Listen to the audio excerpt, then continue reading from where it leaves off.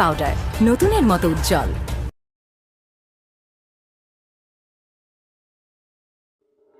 আর বলবেন না ম্যাডাম, সারাক্ষণ ফাহাদ সাহেব তার টেবিলে গিয়ে বসে বসে ফিস করে, পিজা এনে খায়, কত জায়গায় ঘুরে বেড়ায়, চাইনিজ খায়, এমনি যা বলে তাই শুনে, অফিসের সবাই কানাঘুষে করে।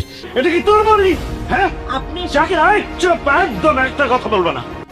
তোর বাবা দূরে চলে গেলেও তোর উপরে তার ছায়া ঠিকই আছে। কিছু কিছু মানুষ দূরে গেলেও ছায়াটা রেখে যায়, যেটা সবাই দেখতে পায় না।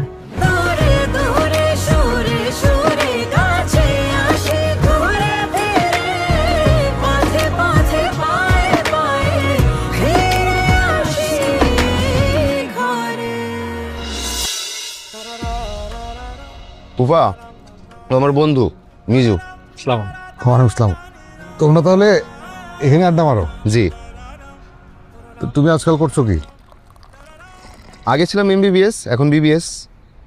মানে? ফুফা, এমবিবিএস মানে হচ্ছে মা বাবার বেকার সন্তান, এমটা বাদ পড়ে গেছে, এখন শুধু বিবিএস, বইয়ের বেকার স্বামী।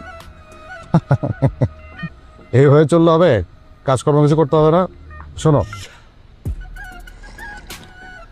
আমার এক বন্ধু আছে, বিজনেসম্যান, গার্মেন্টসের বিজনেস করে, সেখানে আমি তোমাকে একটা কাজের ব্যবস্থা করে দিব। ফুফা, আমি তো কারো আন্ডারে কাজ করবো না, কারো গোলামি করতে পারবো না। তোমাকে কারো আন্ডারে কাজও করতে হবে না, কোনো গোলামিও করতে হবে না। তুমি যেটা করবে সেটা হচ্ছে বিজনেস, কিছু ইনভেস্ট করতে হবে। ইনভেস্ট? আর ইনভেস্ট নিয়ে তুমি কেন চিন্তা করছো? ওটা তোমাকে ভাবতে হবে না। আমি কি নিয়ে ভাববো? আরে ফুফাই তো সব কিছু ব্যবস্থা করে দেবে, তুই এত কথা বলিস না। আচ্ছা ফুফা, আসলে গার্মেন্টসের বিজনেসটা কি? ওই জুটার বিজনেস। মেরে বেটা, লিঙ্ক লবি থাকলে অনেক কুকুরে ওঠা যায়।